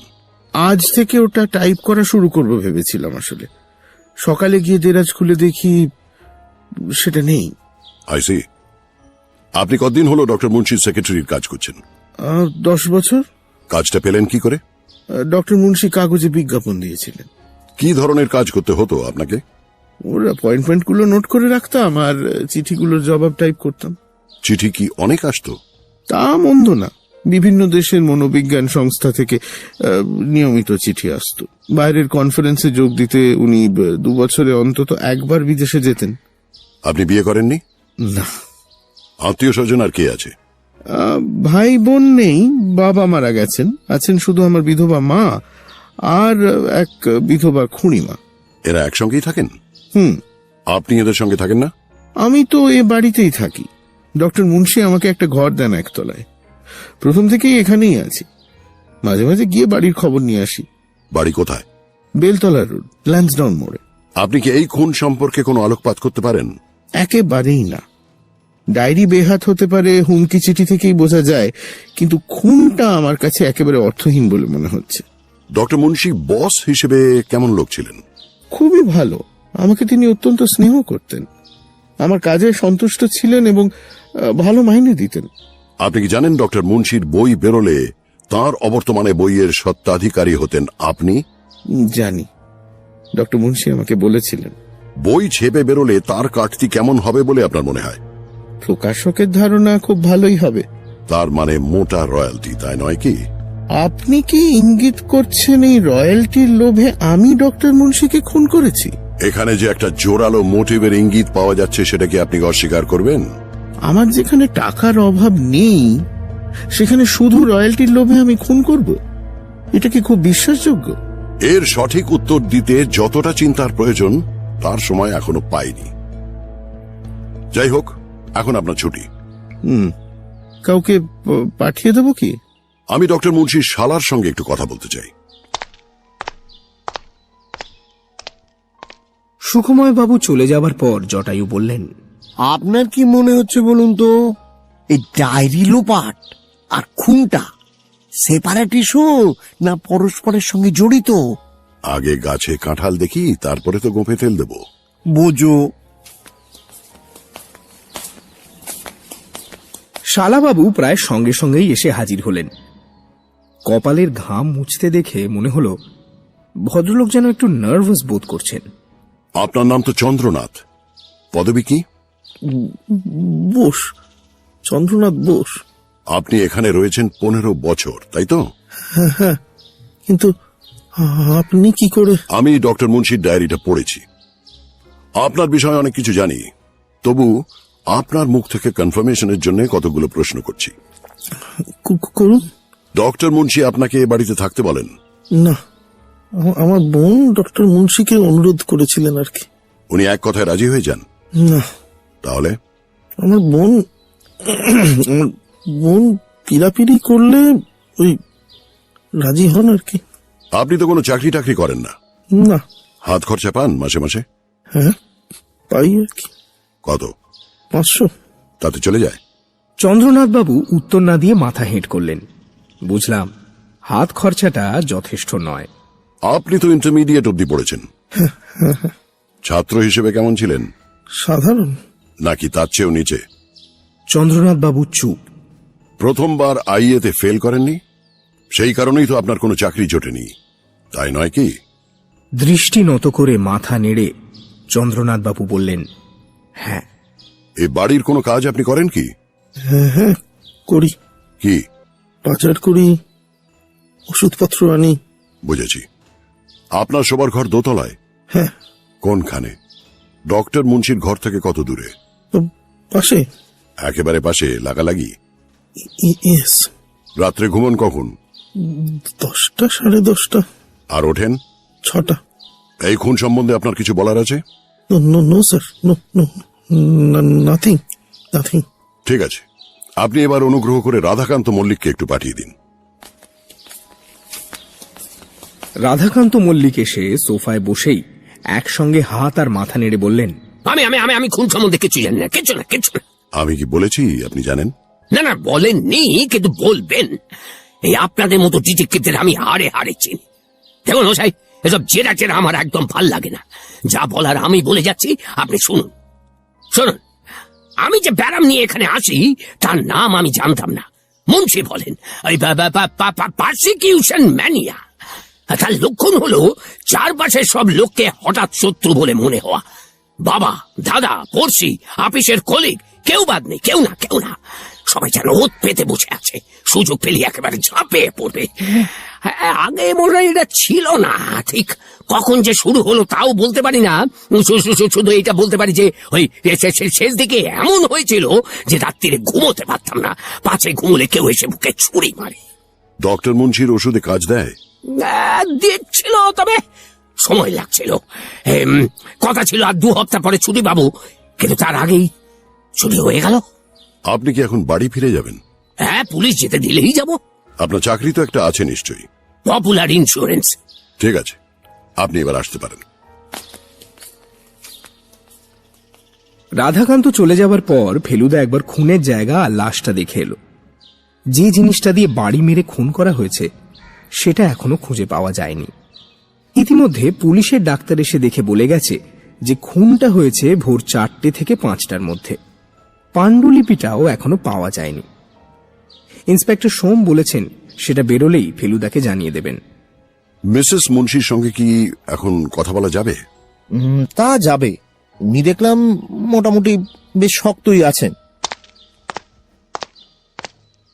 আমরা 3 জন মিসেস মুন্সির ঘরে গেলাম। ভদ্রমহিলা জানলার দিকে মুখ করে খাটে বসে আছেন। ফেলুদা দরজায় টোকা মারতে আমাদের দিকে ফিরলেন। আমি চমকে উঠলাম। ইনি তো হুবহু এর ভাইয়ের মতো দেখতে। তাহলে কি এরা যমজ? নমস্কার করে ফেলুদা বলল, আমার নাম প্রদোষ মিত্র, আমি একজন প্রাইভেট ডিটেকটিভ। আপনার স্বামীর মৃত্যুর ব্যাপারে তদন্ত করতে এসেছি। আপনি কিছু জিজ্ঞেস করবেন কি? আমি দেখে অবাক হলাম যে ভদ্রমহিলার কথায় বিন্দু মাত্র কান্নার রেশ নেই। সামান্য 2-1টা প্রশ্ন। ভদ্রমহিলা আবার জানলার দিকে মুখ ঘুরিয়ে নিয়ে বললেন, করুন। এই হত্যা সম্বন্ধে আপনার কিছু বলার আছে কি? ও ডায়েরি হলো ওর কাল। আমাকে কতবার বলেছি তুমি লিখছো লেখো, কিন্তু এই জিনিস ছাপিও না। আমাদের দেশের লোকেরা এত সত্যি কথা গ্রহণ করতে পারবে না। অনেকে ব্যথা পাবে, অনেকে অসন্তুষ্ট হবে। আর আজ আমি কিন্তু ডায়েরিটা পড়েছি। আমার মনে হয় না এটা পড়লে মনে কেউ ব্যথা পেত। শুনে খুশি হলাম। আপনি আর চন্দ্রনাথ বাবু যমজ ভাই বোন? হ্যাঁ। আপনি যখন ডক্টর মুন্সিকে প্রস্তাব করেন আপনার ভাইকে এই বাড়িতে এনে রাখা হোক, তখন উনি কি বলেন? অনিচ্ছা সত্ত্বেও মত দেন। অনিচ্ছা কেন? আমার ভাই কোনো চাকরি করে না, সেটা উনি মেনে নিতে পারছিলেন না। উনি নিজে ছিলেন কাজ পাগল মানুষ, কাজ ছাড়া আর কিছুই জানতেন না। অনেক ধন্যবাদ মিসেস মুন্সি, আমার আর কিছু জানার নেই। বাড়ি ফিরতে ফিরতে 12টা হয়ে গেল। লালমোহনবাবু সকালে স্নান সেরে বেরোন, কাজেই সেই সমস্যাটা নেই। তাকে বললাম দুপুরের খাওয়াটা আজ এখানেই সারতে। ভদ্রলোক রাজি হয়ে গেলেন। মহিষী মহিলা পাখাটা চালিয়ে দিয়ে ফুল স্পিড করে তার প্রিয় কাউচটায় বসে বললেন লালমোহনবাবু, এত বড় একটা ট্র্যাজেডিতে এতটুকু টস্কার নেই। অথচ দেখুন, ভাইটা একবারে গোবর গণেশ। সেই জন্যেই মহিলার ভাইয়ের উপর এত টান।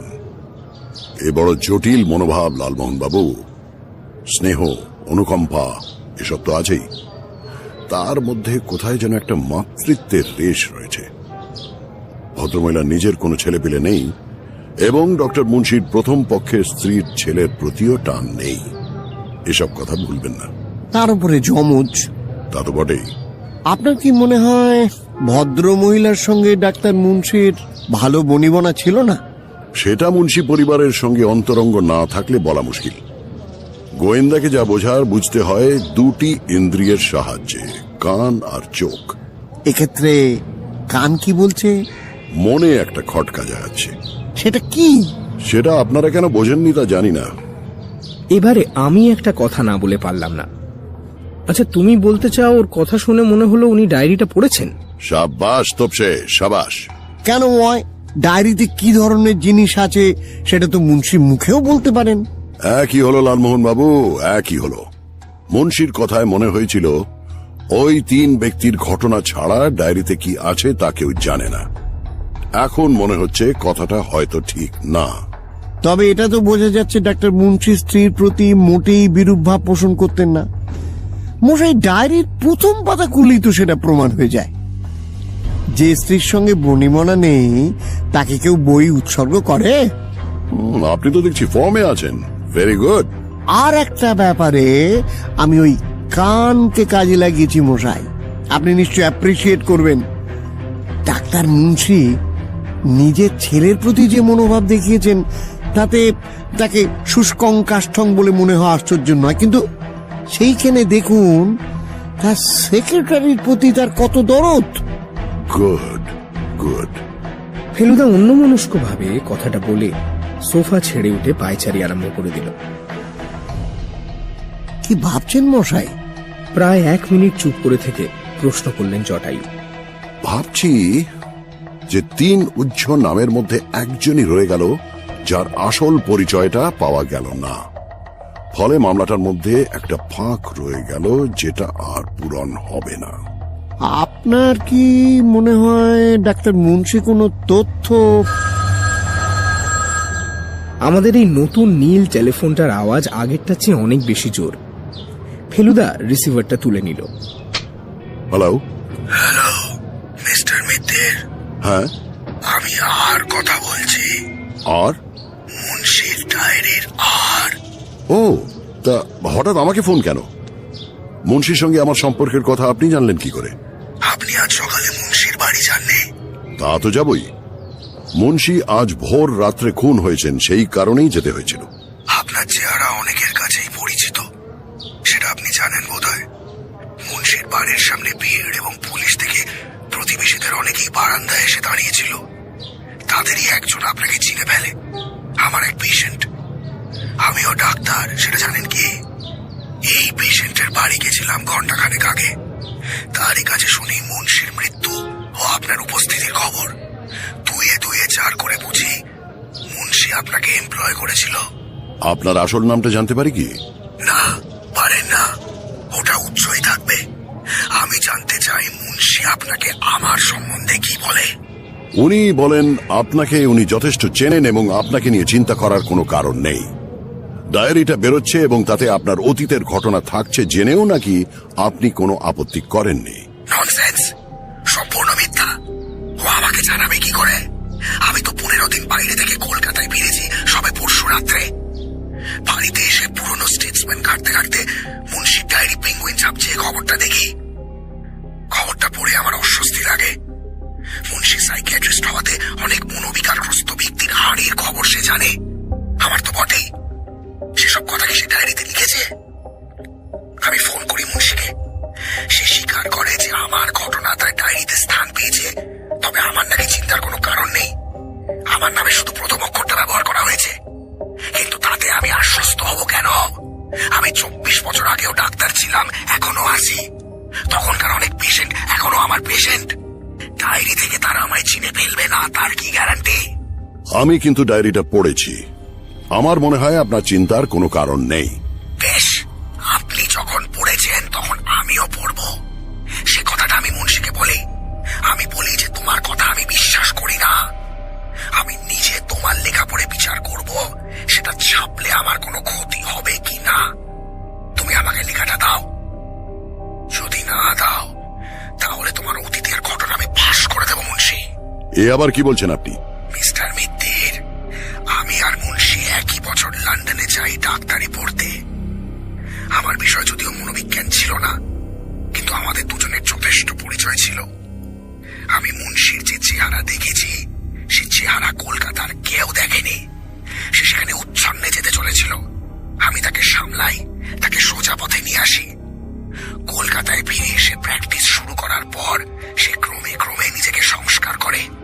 আপনি মুন্সির বাড়ি গিয়ে তার কাছ থেকে লেখাটা চেয়ে আনেন? আগে হ্যাঁ, গতকাল রাত 11টায় বলেছিলাম 2 দিন পরে লেখাটা ফেরত দেব। এখন অবশ্য তার কোনো প্রয়োজন নেই। নেই মানে? আপনি পাণ্ডুলিপি ফেরত দিলেই সেটা ছাপা হবে। আর লেখকের মৃত্যুর পর তার বই ছাপা হয়েছে অনেক ক্ষেত্রে। একে ইংরেজিতে পস্টুমাস পাবলিকেশন বলে, সেটা আপনি জানেন না? জানি, কিন্তু এক্ষেত্রে সেটা হবে না। লেখাটা আমি পড়েছি, সেটা আমার কাছেই থাকবে, বই হয়ে বেরোবে না। Good bye.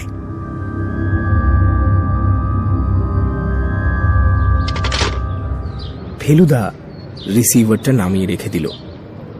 তার মুখ গম্ভীর। লোকটা এমন করে আমার উপর টেক্কা দিল, এ সহ্য করা যায় না। আর এমন চমৎকার লেখা এইভাবে বেহাত হয়ে গেল। লেখাটা নিয়ে আপনি ভাববেন না তো ফেলুবাবু। দ্য খুন is much more important than the লেখা। আপনি লেখাটা পড়েও এ কথা বলছেন? বলছি, যেখানে মার্ডার হ্যাজ বিন কমিটেড সেখানে অন্য সবকিছু তার কাছে তুচ্ছ। শ্রীনাথ এসে খবর দিল যে ভাত বাড়া হয়েছে। আমরা 3 জনে খাবার ঘরে খেতে বসলাম। লালমোহন বাবুকে দেখলাম বেশ তৃপ্তির সঙ্গে খেলেন। এমনকি চিংড়ি মাছের মালাইকারিটা খেতে খেতে বললেন, দারুণ দারুণ, আপনাদের জগন্নাথের রান্নার তারের কিন্তু কোনো তুলনা নেই। ফেলুদা কিন্তু শুক্তো থেকে দই পর্যন্ত একবারও মুখ খুলল না। খাবার পর 3 জনে 3টে পান মুখে পুরে বসবার ঘরে বসতেই টেলিফোন আবার বেজে উঠল। আমি ধরলাম। হ্যালো, হ্যাঁ ইন্সপেক্টর সোম, একটু ধরুন। বলুন স্যার। এরপর ফেলুদা কেবল 2টো কথা বলল। প্রথমে মিনিট খানেক শুনে বলল, তাহলে তো খুনটা বাড়ির লোকে করেছে বলেই মনে হচ্ছে। আর ফোনটা রাখার আগে বলল, ভেরি ইন্টারেস্টিং, আমি আসছি। কোথায় যাচ্ছ? মুন্সি প্যালেস। টেবিল থেকে 4 মিনারের প্যাকেট আর লাইটারটা তুলে পকেটে পুরে বলল ফেলুদা, খুনটা বাড়ির লোকে করেছে কেন বললেন ময়? কারণ নিস্তারিণী জি আবিষ্কার করেছে যে একটা হামান দিস্তা missing, a perfect murder weapon. আর ইন্টারেস্টিংটা কি? মুন্সির একটা ডায়েরি পাওয়া গেছে, যাতে এবছরের প্রথম দিন থেকে মারা যাবার আগের দিন পর্যন্ত এন্ট্রি আছে। চলুন বেরিয়ে পড়ি।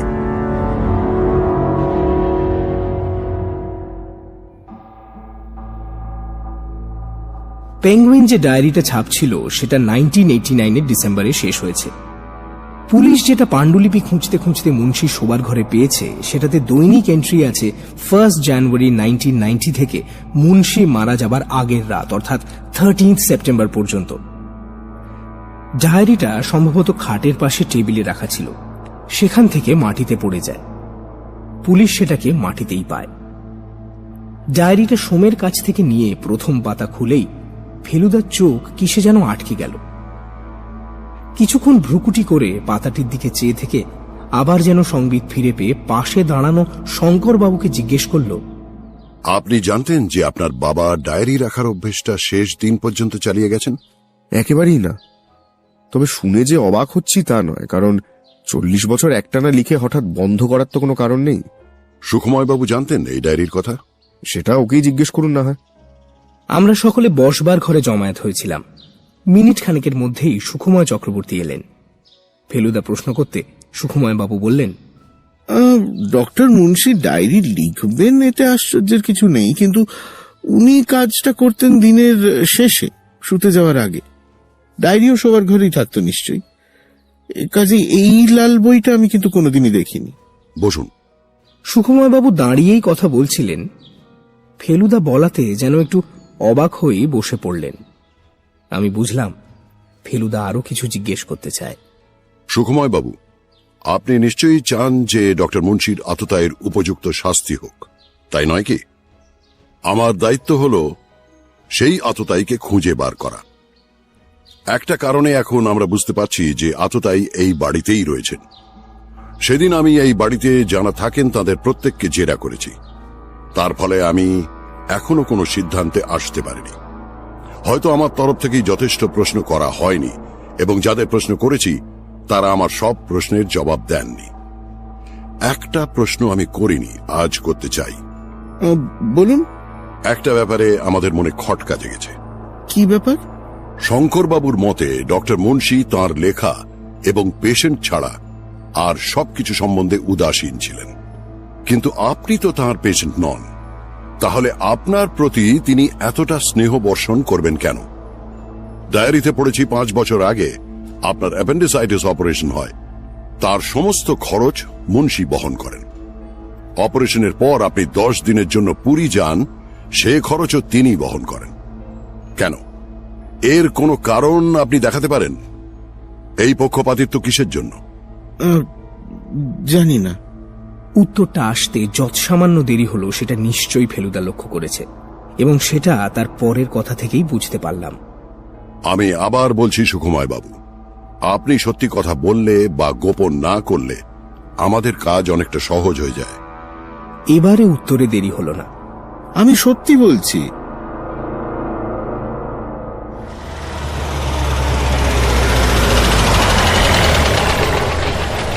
লালমোহনবাবু আমাদের নামিয়ে দিয়ে টুমরো মর্নিং বলে গড়পার ফিরে গেলেন। ফেলুদা সোজা তার শোবার ঘরে ঢুকে দরজাটা বন্ধ করে দিল। বুঝলাম সে ডায়েরিতে মনোনিবেশ করবে। ঘড়িতে এখন 3:25। পাখাটা ফুল স্পিডে করে সোফায় গা এলিয়ে দিয়ে আমি একটা ন্যাশনাল জিওগ্রাফিকের ম্যাগাজিন খুলে অ্যান্টার্কটিকার বিষয়ে চমৎকার সব ছবি সমেত একটা লেখা পড়তে লাগলাম। 4:30 সময় শ্রীনাথ চা আনলো। আমার চাটা টেবিলের উপর রেখে ফেলুদার ঘরের দরজায় টোকা দেবার সঙ্গে সঙ্গেই ফেলুদা বেরিয়ে এসে বলল, এ ঘরেই চা দাও। বুঝতে পারলাম ডায়েরিটা পড়া হয়ে গেছে, তাই জিজ্ঞেস করলাম, কিছু পেলে? ফেলুদা কাউচে বসে পকেট থেকে ডায়েরি আর চাউমিনারের প্যাকেটটা বার করে টেবিলের উপর রেখে গরম চায় একটা ছোট্ট চুমুক দিয়ে বলল, তোকে কয়েকটা আইটেম পড়ে শোনাচ্ছি, আমার মনে হয় চিন্তার খোরাক পাবি। আমি আগেই লক্ষ্য করেছিলাম ডায়েরির মাথার দিকটা দিয়ে কয়েকটা ছেঁড়া কাগজ উঁকি মারছে।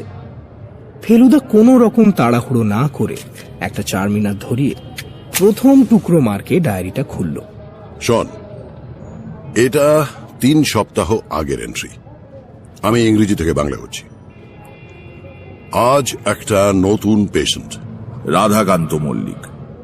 আমার ঘরে ঢুকে চেয়ারে বসে প্রথমেই পকেট থেকে এক টুকরো কাগজ বার করে হাতের তেলোয় রেখে সেটার দিকে আর আমার দিকে বার কয়েক দেখে কাগজটা দলা পাকিয়ে ওয়েস্ট পেপার বাস্কেটে ফেলে দিল। ওটা কি ফেললেন জিজ্ঞেস করাতে ভদ্রলোক বললেন, টেলিগ্রাফের খবর আপনার ছবি সমেত। আমি বললাম, আপনি কি যাচাই করে নিলেন ঠিক লোকের কাছে এসেছেন কিনা? এবারে একটা ছোটখাটো বিস্ফোরণ হলো। আমি কাউকে বিশ্বাস করি না, কাউকেই না, যাচাই করে নিতে হবে বই কি। Persecution mania. 4 পাতা পরে দ্বিতীয় এন্ট্রি, RM কে নিয়ে সমস্যা। সে নিজের বাড়িতে এক দণ্ড টিকতে পারে না। তার দাদা, তার পড়শি সকলেই তার মনে আতঙ্কের সঞ্চার করছে। Difficult case. আমি বলেছি কাল থেকে যেন সে আমার এখানে চলে আসে। 2টো ঘর তো খালি পড়ে আছে দোতলায়, তার একটাতেই থাকবে। তৃতীয় এন্ট্রি, এটাও 3-4 পরে। RM কে নিয়ে সমস্যা মিটছে না। আজ ওকে কাউচে শোয়ানোর আগে ও আমার অফিসে এসে বসেছিল। আমি তখন বিলেত থেকে সদ্য আসা একটা জরুরি চিঠি পড়ছি। পড়া শেষ করে ওর দিকে চেয়ে একটা আশ্চর্য ব্যাপার দেখলাম। আমার ভারী কাচের পেপার ওয়েটটা হাতে নিয়ে ও কেমন যেন অদ্ভুত ভাবে আমার দিকে চেয়ে আছে। ও যদি আমাকেও ওর শত্রুপক্ষ মনে করে তাহলে তো মুশকিল। 4 নম্বর এন্ট্রি, আমার ওষুধের শিশিটা ভুল করে অফিস ঘরে ফেলে এসেছিলাম। রাতে শোবার আগে সেটা আনতে গিয়ে প্যাসেজ থেকেই বুঝলাম ঘরে বাতি জ্বলছে। ভেবেছিলাম হয়তো সুখময় কোনো কাজ করছে, কিন্তু গিয়ে দেখি শঙ্কর। সে আমার দিকে পিঠ করে ঝুঁকে পড়ে টেবিলের নিচের দেরাজটা বন্ধ করছে। আমায় দেখে ভারী অপ্রস্তুত হয়ে বলল ওর এয়ারমেল খাম ফুরিয়ে গেছে, তাই এখানে আছে কিনা দেখতে এসেছিল। আমি ওকে 2টো খাম দিয়েছিলাম। ওই দেরাজেই থাকে আমার পাণ্ডুলিপি। এরপরে একেবারে শেষ পাতায় শেষ এন্ট্রি। এর সঙ্গে রাধাকান্ত মল্লিকের কোনো যোগ নেই। আর এটা সত্যিই রহস্যজনক। কি ভুলই করেছিলাম। যাক, তবু যে ভুলটা ভেঙেছে। কিন্তু আর এর জের কি তাহলে অনির্দিষ্টকাল ধরে চলবে, নাকি ওটা নিয়ে অযথা চিন্তা করছি? ফেলুদা ডায়েরিটা বন্ধ করে একটা দীর্ঘশ্বাস ফেলে বলল, অদ্ভুত কেস। তার মানে রহস্যের জট এখনো ছাড়াতে পারোনি? না, তবে কিভাবে প্রসিড করতে হবে তার একটা ইঙ্গিত পেয়েছি। এবার কিছু দৈহিক পরিশ্রম আছে, রুটিন এনকোয়ারি। তুই জটায়ুকে ফোন করে বলে দে কাল যেন সকালে না এসে বিকেলে আসেন। সকালে আমি থাকছি না।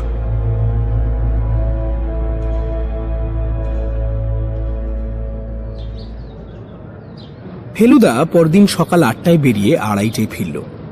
ও নাকি বাইরেই লাঞ্চ সেরে নিয়েছে। কাজ হলো কিনা জিজ্ঞেস করতে ঠিক ভরসা পাচ্ছিলাম না, কারণ আমি ওর মধ্যে একটা চাপা উত্তেজনা লক্ষ্য করছিলাম, কিন্তু সেটা সাকসেস না ফেলিয়ার সেটা বুঝতে পারছিলাম না। ফেলুদা সোফায় বসার আগে দুটো ফোন করলো, একটা শঙ্কর মুন্সিকে, অন্যটা ইন্সপেক্টর সোমকে। দুজনকেই একই ইনস্ট্রাকশন, আগামীকাল সকাল 10টায় সুইনো স্ট্রিটের বৈঠকে সবাই যেন উপস্থিত থাকে। এবার একটা 4 মিনিট ধরিয়ে ফেলুদা সোফায় বসে সামনে টেবিলের উপর পাটা ছড়িয়ে দিয়ে বলল, আমারও মুন্সির মতো বলতে ইচ্ছে করছে কি ভুলই করেছিলাম। রহস্য উদ্ঘাটনের চাবি সব কটা চোখের সামনে পড়ে আছে, অথচ দেখতে পাচ্ছিলাম না। অপরাধীকে আমরা চিনি তো? নিশ্চয়ই। তোর যখন এত কৌতূহল, তখন আমি তোকে কয়েকটা প্রশ্ন করছি, যেগুলোর উত্তর ঠিক মতো দিতে পারলে হয়তো তুই নিজেই সমস্যার সমাধান করতে পারবি। আমি চুপ, বুক ঢিপ ঢিপ। 1, নতুন ডায়েরিটায় লক্ষ্য করার মতন বিশেষ কিছু দেখলি? একটা ব্যাপারে খটকা লাগলো। কি? খুনের আগের রাত পর্যন্ত ডায়েরি লিখে গেছেন ভদ্রলোক, কিন্তু আর আসার কোনো উল্লেখ নেই। এক্সেলেন্ট। 2, বিসর্জন কথাটা বলতেই প্রথমেই কি মনে হয়? নাটক, রবীন্দ্রনাথ ঠাকুর। হলো না। দাঁড়া। হ্যাঁ, জল, মানে জলে কিছু ফেলে দেওয়া। গুড। 3, নেমেসিস কাকে বলে জানিস? নেমেসিস? হ্যাঁ। ইংরেজি কথা? গ্রিক। ওরে বাবা, সে কি করে জানবো? তাহলে সেখানে অপরাধ করে যে শাস্তি সাময়িকভাবে এড়িয়ে গেলেও একদিন না একদিন ভোগ করতেই হবে, তাকে বলে নেমেসিস। এই নেমেসিসেরই ভয় পাচ্ছিল এ, জি এবং আর। আমার ব্যাপারটা খুব ইন্টারেস্টিং লাগছিল, তাই ফেলুদা চুপ করে আছে দেখে বললাম, আরো আছে? আর একটা বলবো, বেশি বললে কালকের নাটকটা জমবে না। ঠিক আছে। ফিজিশিয়ান হিল দাই সেলফ মানে জানিস? এ তো ইংরেজি প্রবাদ, ডাক্তার আগে নিজের ব্যারাম সারাও।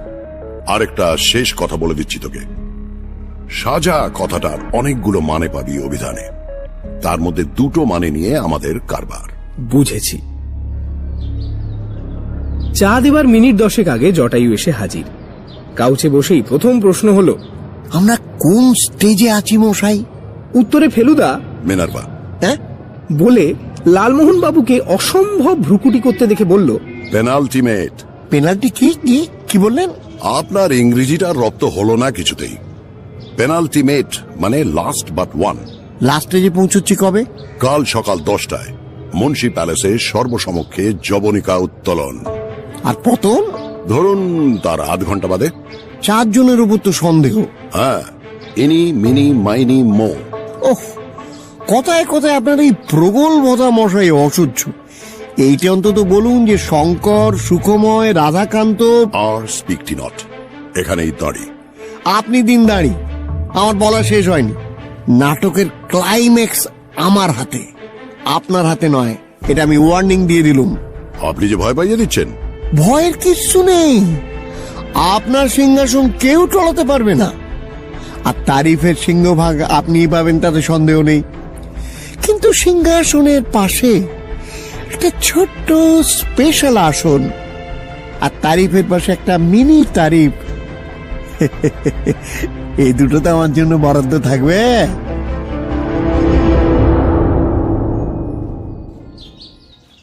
পরদিন ভোরে এক পশলা বৃষ্টি হওয়াতে আমাদের পাড়াতে কিছুটা জল জমেছিল। তাও ঠিক 9:30 সময় বগলে ছাতা, কাঁধে ঝোলা আর মুখে হাসি নিয়ে লালমোহন বাবু এসে হাজির। তপেশ ভাই, জগন্নাথকে বলো যেন আজ খিচুড়ি করে। নাটকের পর মধ্যাহ্ন ভোজনটা এখানেই সারবো।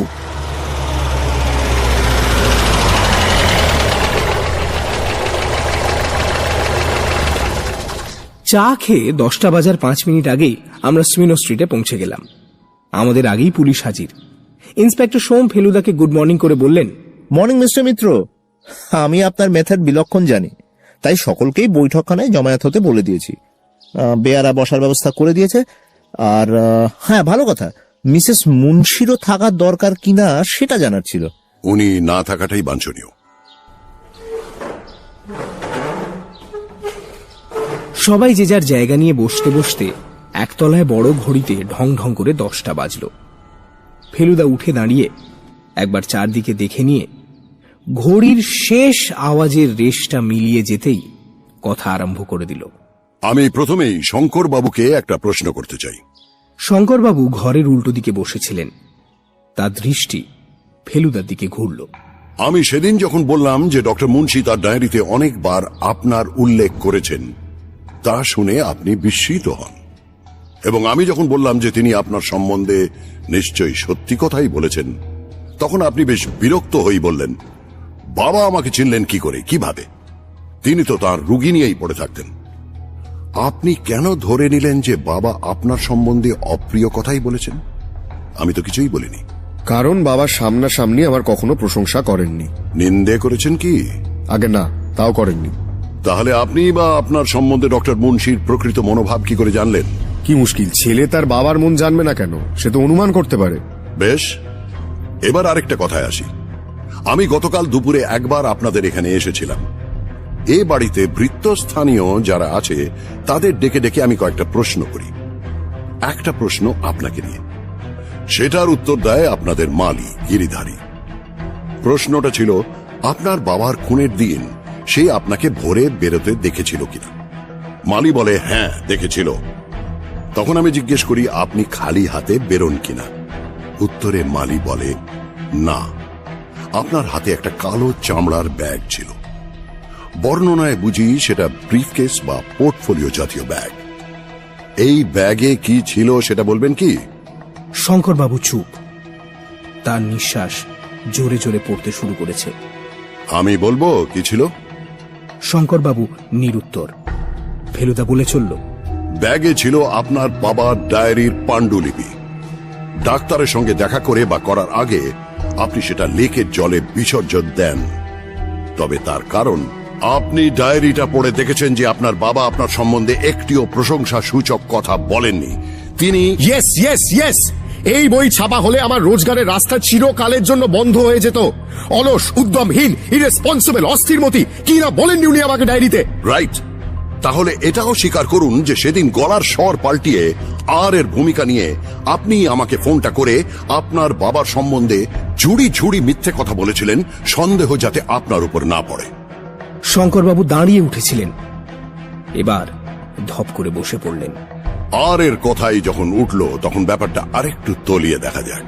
ফেলুদার দৃষ্টি এবার বাঁদিকে বসা সুখময় বাবুর দিকে ঘুরল। আমি এবার আপনাকে একটা প্রশ্ন করতে চাই। ইংরেজিতে যাকে হাঞ্চ বলা হয়, সেই হাঞ্চের উপর নির্ভর করে আমি গতকাল সকালে একবার 37 নম্বর বেলতলা রোডে যাই। সকলের অবগতির জন্য বলছি, এটা হলো সুখময় বাবুর বাড়ির নম্বর। আমার মনে হচ্ছিল উনি কিছু তথ্য গোপন করে যাচ্ছেন, এবং হয়তো ওর বাড়ির লোকের সঙ্গে কথা বললে কিছুটা আলোর সন্ধান পাওয়া যেতে পারে।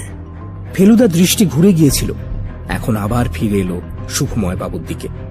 আপনার মার সঙ্গে কথা বলে জানতে পারি আপনার বাবার মৃত্যু হয় 24 বছর আগে, গাড়ি চাপা পড়ে। এই তথ্যটা কি ডক্টর মুন্সি জানতেন? মেঝে থেকে চোখ না তুলেই উত্তর দিলেন সুখময় বাবু। জানতেন। ইন্টারভিউর সময় আমার বাবা 37 বছর বয়সে মারা যান জেনে ডক্টর মুন্সি জিজ্ঞেস করেন কিসে তার মৃত্যু হয়। খুব সতর্ক লোকেরও কেমন ভুল হয় তার একটা উদাহরণ দিই। শঙ্কর মুন্সি যখন আমার বাড়িতে আসেন তখন তিনি নিজের পরিচয় দিতে বলেন যে তিনি ডক্টর রাজেন মুন্সির ছেলে। এই রাজেন নামটা আমার মাথা থেকে বেমালুম লোপ পেয়ে যায়। যেটা থেকে যায় সেটা হলো ডক্টর মুন্সি। কাল ওর লাল ডায়েরি খুলে প্রথম পাতাতেই আর মুন্সি দেখে আমি চমকে উঠি। তাহলে কি ডক্টর মুন্সি নিজেই তার ডায়েরির আর, এবং তিনি গাড়ি চাপা দিয়ে লোক মেরে চতুর্দিকে ঘুষ দিয়ে আইনের কবল থেকে নিজেকে বাঁচান? আর সেই মৃত ব্যক্তিরই ছেলে তাঁরই কাছে আসে 24 বছর পরে চাকরির ইন্টারভিউ দিতে। ভুল ভুল ভুল, আমার বাবাকে যিনি চাপা দেন তার উপযুক্ত শাস্তি হয়। সে কথা কি ডক্টর মুন্সি জানতেন? না, তার ধারণা ছিল তিনি আমার বাবার মৃত্যুর জন্য দায়ী। আসল ঘটনা তিনি জানতে পারেন মৃত্যুর আগের দিন। কিভাবে? উনি আমাকে ডেকে বলেন যে ওর একটা স্বীকারোক্তি করার আছে, যেটা না করলে উনি শান্তি পাবেন না। স্বীকারোক্তিটা কি জানতে পেরে আমি বলি, ডক্টর মুন্সি আপনি ভুল করছেন, আমার বাবাকে যিনি চাপা দেন তার শাস্তি হয়েছিল। কথাটা শুনে উনি স্তম্ভিত হয়ে যান। আর আমিও বুঝতে পারি কেন তিনি আমার উপর এতটা সদয় ছিলেন। ঘরের উল্টো দিক থেকে একটা ছোট্ট শুকনো হাসি শোনা গেল। শঙ্করবাবু, কিছু বলবেন? মানে না বললে আপনি আরো বেশি ভুল পথে গিয়ে পড়বেন। মানে? আমার বাবা জীবনে কখনো গাড়ি চালাননি। সে তথ্য আমার অজানা নয় শঙ্করবাবু। মালির সঙ্গে কথা বলার পর আপনার ড্রাইভারের সঙ্গে আমার কথা হলো। সে কি বলে? 30 বছর সে আপনাদের ড্রাইভারি করেছে, তার মধ্যে সে মাত্র একটা অ্যাক্সিডেন্ট করেছে। তাতে আপনার বাবা তাড়া ছিল বলে অনিচ্ছা সত্ত্বেও জনবহুল রাস্তায় তাকে জোরে গাড়ি চালাতে হচ্ছিল। তাই যখন দুর্ঘটনাটা ঘটে তখন ডক্টর মুন্সি খানিকটা নিজেকেই দায়ী করেন। ড্রাইভারের যাতে দণ্ড না হয় তার জন্য তিনি যা করবার সবই করেছিলেন। তা সত্ত্বেও ড্রাইভারের অনুতাপ আর আতঙ্ক কিছুতেই যাচ্ছিল না। তখন মুন্সি তার চিকিৎসা করে তাকে ভালো করে তোলেন। অর্থাৎ আপনার বাবা ডায়েরিতে একটুও মিথ্যে লেখেননি, এবং আর হচ্ছে নট রাজেন মুন্সি বা driver Raghunandan Tiwari. But who kill my father, সেটা তো বলুন। এসব ব্যাপারে একটু ধৈর্য ধরতে হয় মিস্টার মুন্সি, গম্ভীর স্বরে বলল ফেলুদা। তারপর মুন্সির দিক থেকে তার দৃষ্টি ঘুরে একটি অন্য ব্যক্তির উপর গিয়ে পড়ল। এ ঘরে একজন ব্যক্তি আছেন যাকে আমরা অসুস্থ বলে জানি। এর আগে তিনি দুবার আমাদের সামনে উপস্থিত হয়েছেন এবং দুবারই নানান অঙ্গভঙ্গির সাহায্যে নিজেকে অসুস্থ বলে প্রতিপন্ন করার চেষ্টা করেছেন। আজ তাকে দেখছি তিনি সম্পূর্ণ সুস্থ মানুষের চেহারা নিয়ে আমার ভাষণ শুনছেন। মিস্টার মল্লিক, আপনি কি আপনা থেকেই সেরে গেলেন? রাধাকান্ত মল্লিক হঠাৎ যেন শক খাওয়া মানুষের মতো চমকে উঠলেন। বলুন, কি বলছেন বলুন। বলছি যে আমার জেরায় সকলেই অল্প বিস্তর মিথ্যে বলেছেন বা সত্য গোপন করে গেছেন, কিন্তু আপনি সবাইকে টেক্কা দিয়েছেন। মল্লিক এখনো এক দৃষ্টে ফেলুদার দিকে চেয়ে। তার মনের ভাব বোঝার কোনো উপায় নেই। ফেলুদা বলল, আপনি বলেছিলেন পপুলার ইন্স্যুরেন্সে কাজ করেন। আমি সেটা ভেরিফাই করতে সেখানে গিয়েছিলাম। গিয়ে শুনলাম আপনি আর সেখানে নেই। 4 মাস হলো ছেড়ে দিয়েছেন। আপনি কি তাহলে বেকার, না অন্য কোথাও কাজ করছেন? ইন্স্যুরেন্স অফিসে এই প্রশ্নের জবাব কেউ দিতে পারল না বলে অফিস থেকেই আপনার বাড়ির ঠিকানা জোগাড় করে আমি সেখানে গিয়েছিলাম। সতীশ মুখার্জি রোড, তাই না? মল্লিক এখনো চুপ, তার দৃষ্টি সামনের দিকে। সত্য, এই মামলায় বিস্ময়ের শেষ নেই। আপনি ডক্টর মুন্সিকে বলেছিলেন আপনার বাবা, আপনার দাদা সকলেই আপনার মনে আতঙ্কের সঞ্চার করেছে, অথচ আপনার বাড়ি গিয়ে দেখি আপনার বাবা দাদা কেউই নেই। বাবা মারা গেছেন প্রায় 25 বছর হলো, আর দাদা বলে কেউ কোনোদিন ছিলই না। আপনার বিধবা মার কাছ থেকে জানি যে আপনি একটা যাত্রা কোম্পানিতে যোগ দিয়েছেন এবং বর্তমানে ট্যুরে আছেন। এবার মুখ খুললেন রাধাকান্ত মল্লিক। আমি যে সত্যবাদী যুধিষ্ঠির এটা আমি কোনোদিনই ক্লেম করিনি, কিন্তু আপনি কি বলতে চান? আমি খুন করেছি? আমি ধাপে ধাপে এগোই মল্লিক মশাই, লাফে লাফে নয়। আপনি খুনি কিনা সে ব্যাপারে পরে আসছি।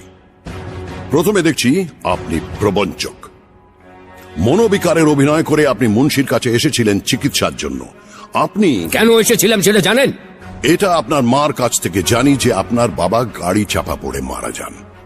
যিনি চাপা দেন তার কোনো শাস্তি হয়নি, এবং গাড়ির মালিক এসে আপনার মার হাতে 5,000 টাকা তুলে দেন ক্ষতিপূরণ হিসেবে। ইয়েস ইয়েস, তখনই দেখি আমি ভদ্রলোককে, আর তারপরে ছবি দেখি কাগজে এসে দিন। সেই একই চেহারা, আর দেখে স্থির করি যে একে বাঁচতে দেওয়া চলে না।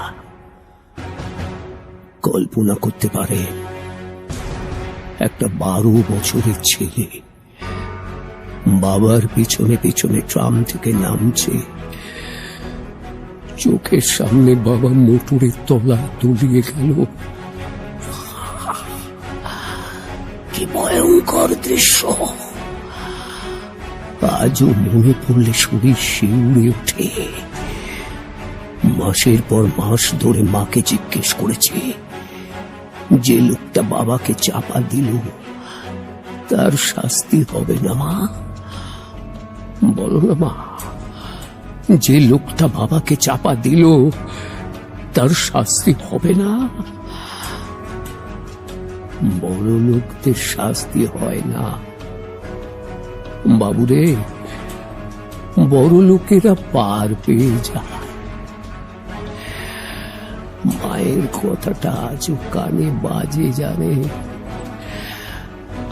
তারপর হঠাৎ খবরের কাগজে ছবি, এক মুহূর্তে মনস্থির করে ফেলে এর শাস্তি হবে, আর সেই শাস্তি দেব আমি। ইয়েস, আমি।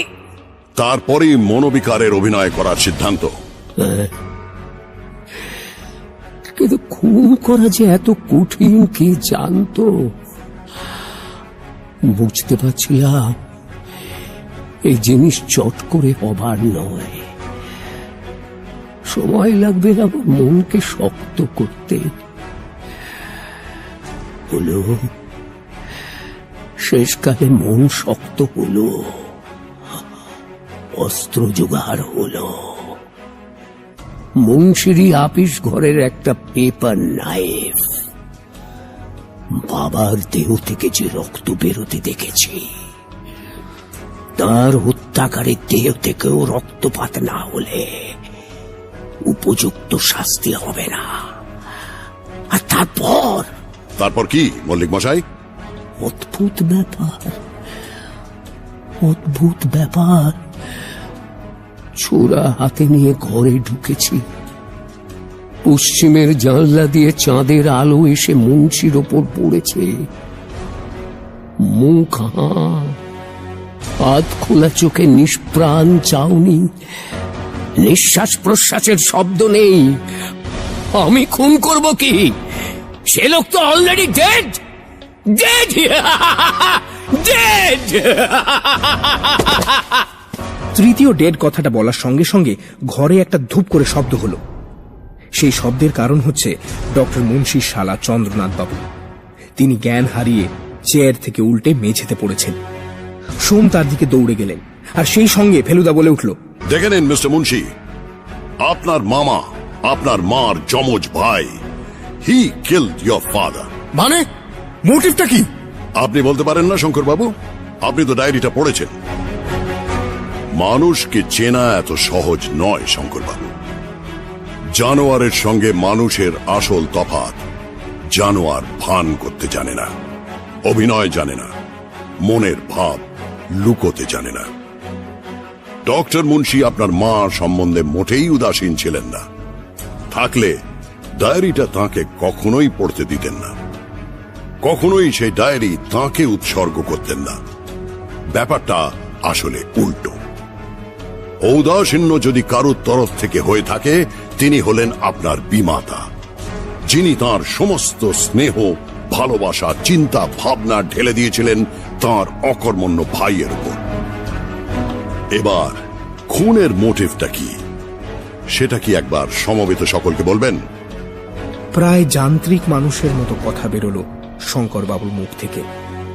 বাবার উইলে 4 ভাগ পাবে মনস্তাত্ত্বিক সংস্থা, 4 ভাগ আমি, আর 8 ভাগ আমার মা। ও গড। ইতিমধ্যে মিস্টার সোমের পরিচর্যায় চন্দ্রনাথ বাবুর জ্ঞান ফিরেছে। ফেলুদা তাকে উদ্দেশ্য করে প্রশ্ন করল, খুন করার সিদ্ধান্ত কি আপনার? চন্দ্রনাথ বাবু মাথা নাড়লেন। তার দৃষ্টি মেঝের কার্পেটের দিকে। একটা দীর্ঘশ্বাসের পর কথা বেরোলো, কিন্তু সে কথা এত ক্ষীণ যে বেশ কষ্ট করে বুঝতে হয়। না, সিদ্ধান্ত সিদ্ধান্ত ডলির। ডলি ডলি আমার হাতে হামানদিস্তাটা। বুঝেছি। শুধু একটা আফসোস, গভীর আফসোস, ডায়েরিটা বেরোলে নিঃসন্দেহে সাহিত্যিক হিসেবে ডক্টর মুন্সির সুনাম হতো। সেই ডায়েরি এখন সলিল গর্ভে। Attention, spotlight. ঘর কাঁপিয়ে সবাইকে চমকে দিয়ে চেঁচিয়ে উঠলেন জটায়ু। সবাই তার দিকে দেখছে দেখে একটা অদ্ভুত হাসি হেসে কাঁধের ঝোলা থেকে এক টান মেরে একটা ফাইল বার করে সেটাকে মাথার ওপর তুলে ঝান্ডার মতো নাড়তে নাড়তে জটায়ু বললেন, জলে যায়নি, জলে যায়নি, হিয়ার ইট ইজ। ডক্টর মুন্সির পাণ্ডুলিপি, সেটা কি করে হয়? অবাক হয়ে প্রশ্ন করল Feluda. Yes sir, thanks to বিজ্ঞানের অগ্রগতি। একদিনে পড়া হবে না বলে না এটা জেরক্স করিয়ে রেখেছিলাম। Xerox, XCROX। নিন সুকময় বাবু, টাইপিং শুরু করে দিন। শেষ হলে পর সোজা নর্থ পোল। এখানে অবশ্য একটা জটায়ু মার্কা ভুলই হলো, যেটা শুধরে দিল ফেলুদা। লালমোহন বাবু, ওটা সাউথ পোল।